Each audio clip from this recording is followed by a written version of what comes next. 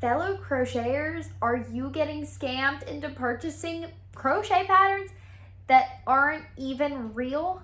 Today, in this very quick guide, I'm gonna show you the difference between real crochet versus AI crochet. And once this video is finished, you should be able to tell the difference between fake and real. Hey guys, welcome back to my channel. If you are new here, hi, welcome. Be sure to hit that thumbs up, comment, and subscribe. And if you've been watching my channel for a while, also hi. I personally haven't gotten scammed by this yet, but I've heard a lot of people saying they've been purchasing these patterns and they're not real. So here's a picture of AI crochet. And as you can see, the stitches you can't really identify the crochet stitch, and that's one of the ways to tell if it's AI. Another way to tell is if there are hands in the picture, and AI tends to struggle with creating hands.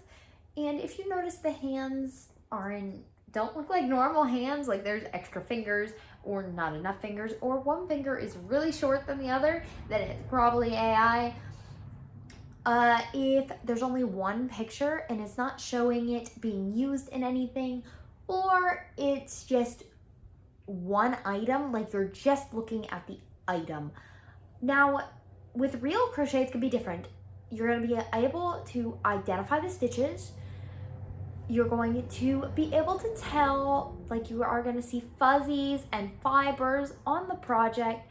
And if there are hands in the picture, they are going to look normal. And usually with real crochet patterns, there's more than just one photo. So I hope this video helps you guys out. Please look into AI crochet patterns. Like, make sure it's not AI before purchasing it. You are gonna wind up buying an expensive crochet pattern and it ends up being AI. So I hope you guys enjoyed this video. Please be sure to like, comment, and subscribe, and I will see you next time.